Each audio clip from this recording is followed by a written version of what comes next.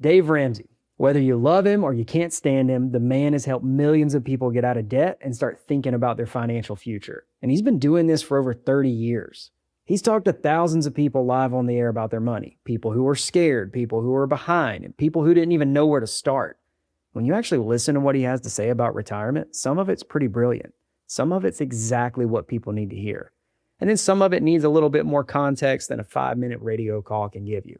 So I went through hours of Dave Ramsey clips and I pulled out the ones that I think every person thinking about retirement needs to hear. And after each one, I'm going to give you a breakdown of what he got right, where I'll add some nuance, and how you can actually apply it to your own situation. As a financial advisor, I work with people on this stuff every single day. Let's get into it. One of the things you have to understand, and it helped me because I actually got into the research about 30 years ago on this, is that we all, especially when it comes to investing, but a lot of other things too, we all have a drama queen that lives in our brain that exaggerates everything and, oh God, thing, okay? The studies have told us now that it takes $3 of gain in an investment to emotionally offset $1 of loss. Our brain records negative things at a much greater rate, and it takes a while, it takes a lot of emotion to recover from that. Dave is talking about something that psychologists call loss aversion, and it's one of the most powerful forces in investing.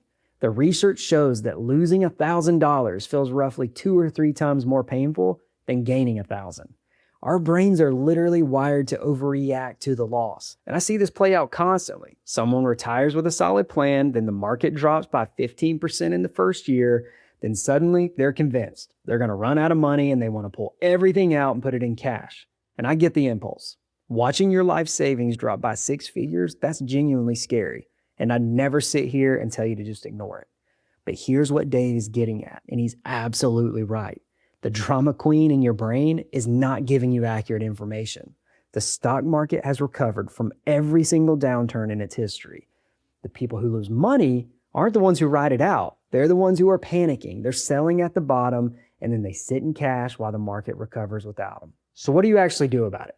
You build a plan before the market drops. A plan that says, if the market drops by 20% in year one, which has happened, here's exactly what I'll do. Here's the accounts I'll pull from. Here's how I'll adjust my spending. And here's why I won't touch my long-term investments.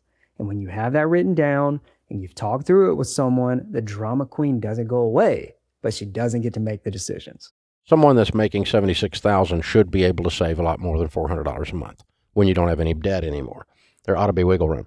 This is one of my favorite Dave Ramsey calls because I think it shows something that is way more common than people realize. The caller Dave's speaking to makes $76,000 a year. She has no debt, and she can only save $400 a month. And then Dave spends the entire call trying to figure out where the other $2,500 a month is going, and they can't find it, and she can't find it. And I don't think this is unusual. I think most people, if they sat down, they actually started to track every dollar for a month, they would find a gap between what they think they're spending and what they're actually spending. And it's not because people are being reckless. It's because the $14 subscriptions and the $60 dinners and the $200 and random Amazon orders don't feel like anything in the moment. But over a month, they add up to real money. And over a year, they add up to the difference between being on track for retirement or falling behind. So before you worry about which mutual fund to pick or whether to do a Roth conversion or when to take Social Security, start here. Figure out where your money is actually going. Not where you think it's going, where it's actually going. That's the foundation everything else is built on. There's a high correlation between people that have money and people that save money. Why is this hard? We study these millionaires. We go, okay, was it the rate of return that made you a millionaire? No. What made you a millionaire? Every month I put money in for 27 years. And now I got $2.8 million. Ooh, so boring. Month. They're just a tortoise. It's just like one step, ugly tortoise, ugly tortoise, ugly tortoise.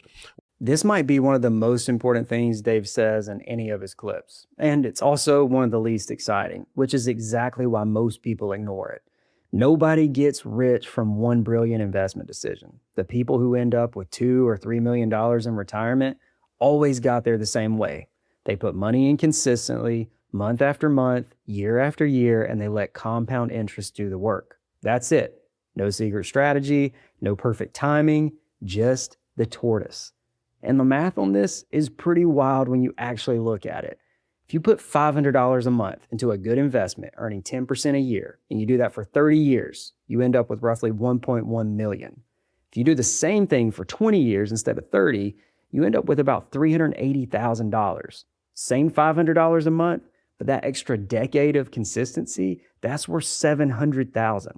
That's the power of time and compound growth. Now, if you're watching this and you're 50 and you haven't started, I'm not saying any of this to make you feel bad.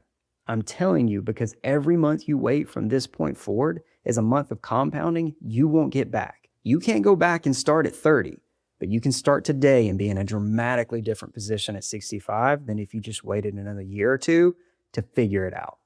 The tortoise doesn't wait for the perfect moment. The tortoise just starts walking. Be the tortoise. Pretend like there's a cookie jar, and that's the investment with the cookies. The cookies in the cookie jar are either good or bad. The jar doesn't determine that. The jar is just where you park the cookies. You could have peanut butter cookies, you could have sugar cookies, you could have chocolate chip cookies, and they could be good cookies or they could suck. But the jar didn't cause any of that to happen. The jar is just where you have them. The 401k is the jar, the investment is the cookies. I love this analogy because it clears up one of the biggest misconceptions I see. People say, I have a 401k. Like, that tells you something about their investments, but it doesn't. It just tells you where the money's parked. It tells you nothing about what it's actually doing. Your 401k might have incredible investment options inside of it, or it might have terrible ones.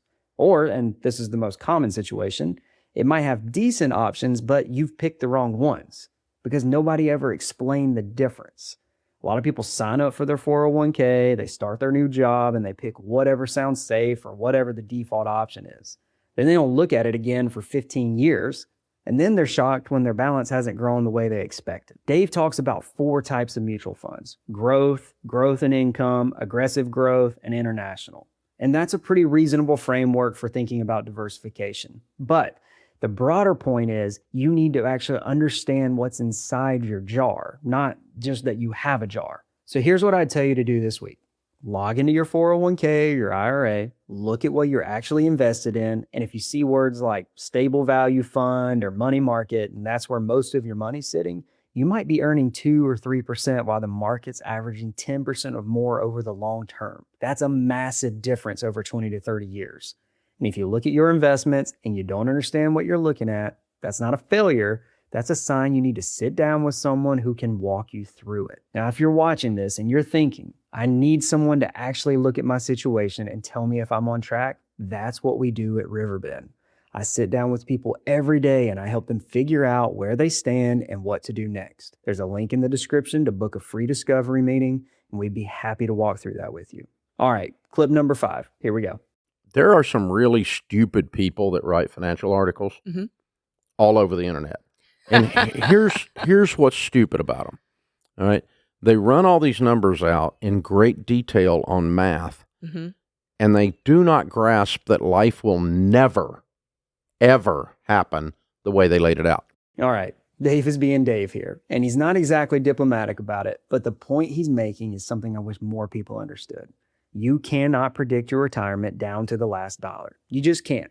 And the people who try to, the ones who run 15 different calculators with 15 different assumptions, they just freeze because none of the numbers actually match. And then they end up worse off than the person who made a reasonable plan and actually followed through on it. I see this all the time. Someone comes in, they spent months researching, they read every single article they could find, they run every scenario, and they still can't make a decision because, well, what if inflation is 4% instead of 3%? What if the market returns 8% instead of 10%? And what if I live to 95 instead of 85? And I get it. They're all fair questions. But at some point, the planning process becomes a way to avoid actually doing anything. Here's the truth. Your retirement is not going to go exactly the way any plan says it will. The market's going to do something unexpected. Your health might change. Your spending might be different than you projected. There's something you never saw coming, and we can't even imagine it at this point, and it's going to show up. And that's not a flaw in the plan. That's just life. The point of a retirement plan isn't to predict the future for you. It's to give you a framework so that when life does throw something at you, you know how to adjust. A good plan isn't rigid. It's a starting point. Then you can update it as things change. A rough plan that you actually act on will beat a perfect plan that lives in a spreadsheet every single time. The trick to knowing when to take Social Security is to know when you're going to die. And once you got that figured out, then you can calculate it precisely. Okay. Obviously, the longer you live, the better it is mathematically to take it later, because you're going to get a bigger check for a longer period of time. Okay. But if you run some math out, you can actually run the calculations on their site. It's fairly easy to do. If you run the math out in your situation and you say, okay, I could take it at 66 or 67 and I would get this amount. Okay. And if I took it at 62, I'm going to get a different amount, X versus Y. You follow me? And the difference in those could be made up almost every time. You can run the numbers on it by taking every dollar from 62 to 66 that you get and put it in a good investment. The investment returns will give you greater than the difference for the rest of your life. Okay, so this is a clip where I want to add just a little bit of context, because Dave's advice here is technically correct under certain conditions, but those conditions don't apply to most of the people I work with. Dave's argument is, take Social Security as early as you can, invest every dollar in mutual funds, and then your investment returns will outperform the extra money you'd be getting by waiting. If you actually do that, and you take every Social Security check from 62 to 67, put it straight into a mutual fund earning 10% or more, and then you never touch it, the math could work out in your favor. And he's also right that when you die, Social Security is gone, but money in a mutual fund goes to your heirs. That is a real advantage. But here's what I see in practice. Most people who take Social Security at 62, they don't invest it. They spend it. They use it to cover living expenses, or they absorb it into their lifestyle, or they use it to avoid pulling from their savings. And if you're spending it instead of investing it, Dave's math doesn't apply here anymore. You just permanently reduced your benefit by up to 30%. The other thing Dave doesn't mention here is the guaranteed return you get by waiting. For every year you delay Social Security past your full retirement age up to 70, your benefit grows by about 8%. That's a guaranteed risk-free 8% annual return. And no investment in the world gives you a guaranteed 8% with zero market risk. And that higher benefit lasts for the rest of your life, adjusted for inflation. Now, for married couples, this gets even more important. When one spouse dies, the surviving spouse keeps the higher of the two Social Security benefits. So if the higher earner took benefits early and they locked in the reduced amount, the surviving spouse is stuck with that lower number for the rest of their life. Delaying the higher earner's benefit is one of the most powerful ways to protect a surviving spouse financially. So is Dave wrong? No, not exactly. His advice works for someone who's disciplined enough to invest every dollar, doesn't need the income, and is primarily thinking about leaving money to their heirs. But for most people, especially the people who need Social Security to cover part of their living, that guaranteed return from delaying is really hard to beat. The right answer depends on your health, your other income, whether you're married, and what you actually need the money for. There's no one-size-fits-all answer here, even though Dave makes it sound like there is. I'm always less tired when I don't feel like a hamster in a wheel, when I'm actually getting traction. Part of what's making you tired is you feel stuck. This is one of those things Dave says that sounds really simple, but it's actually really profound. He's not talking about physical tiredness. He's talking about the exhaustion that comes from feeling like no matter how hard you work, you're not going anywhere. And I think a lot of people watching this know exactly what that feels like. You're making decent money, you're showing up every day, but when you look at your retirement savings or you look at the bank account, it doesn't feel like you're making progress at all. And that wears on you in a way that's hard to explain to someone who hasn't felt it. And it's not just financial stress. This is low-grade heaviness that follows you around. And what Dave is getting at with the tiredness isn't really about the work. It's about the lack of direction. When you're working hard and you can see that it's going somewhere, when you can see the savings growing, when you can see the debt going down and you have a target you're moving towards, that same amount of work feels completely different. You're not a hamster on the wheel anymore. You're on a path. And that's honestly one of the most rewarding parts of what I get to do every day. When someone comes in and they feel stuck, we lay out a plan, even a simple one, and they can see for the first time that there's a real path from where they are today and where they want to be. Then something shifts. They're not less busy, They're not making more money, but they have direction, and direction changes everything. But I mean, 60,000 invested in good mutual funds, if it averages 10%, would double every 7 years. So it'd be, if you don't add anything to it. So it would be, if you're 70, it would, when you're 77, it would be 120. And if you're 84, it'd be 240, give or take. But I mean, that's pretty close. And that's if you don't add anything to it. Now, of course, you've got income, you've got other things going on. But, $250,000 as a plump little nest egg in your early 80s is certainly better than a whole host of people. I wanted to end with this clip because I think it's the most important message in this entire video. The caller and his wife, they're in their early 70s, they're still working, and they've got about $80,000 in cash. Now they're asking Dave a question that I think a lot of people are too afraid to ask out loud. Is it too late for us? And Dave gives them an honest answer. He doesn't sugarcoat it. He says extreme wealth probably isn't realistic at this point, but he runs the math. $60,000 invested at 10% doubles every 7 years. That's $120,000 at 77, $240,000 at 84 without adding a single dollar. And they're still earning income, so they can't add to it. What I love about this is Dave's tone at the end. There's no panic here. It's not like the house is on fire, and he gives them permission. Permission to stop beating themselves up about what they did or didn't do and start focusing on what they can do from here. And that's what I'd say to anyone watching this who feels like they're behind. Whether you're 50, 60, or 70, the math still works. It just works differently at different ages. And the earlier you start, the more powerful it is. But it never stops working. Compound interest doesn't check your birth certificate. The question was never whether it's too late. The question is, what are you going to do with the time you've got? And the answer is, I'm going to start now. I'm going to be intentional, and I'm going to make my money work for the life I actually want to live. Then you're going to be okay. That's what one of the most well-known voices in personal finance wants you to know about retirement. Now, what if you want to see what $1 million in retirement savings can actually generate in monthly income? Especially when you factor in things like Social Security, taxes, and your withdrawal strategy. That's why I made this video right here. I walk you through two real scenarios, a married couple and a single.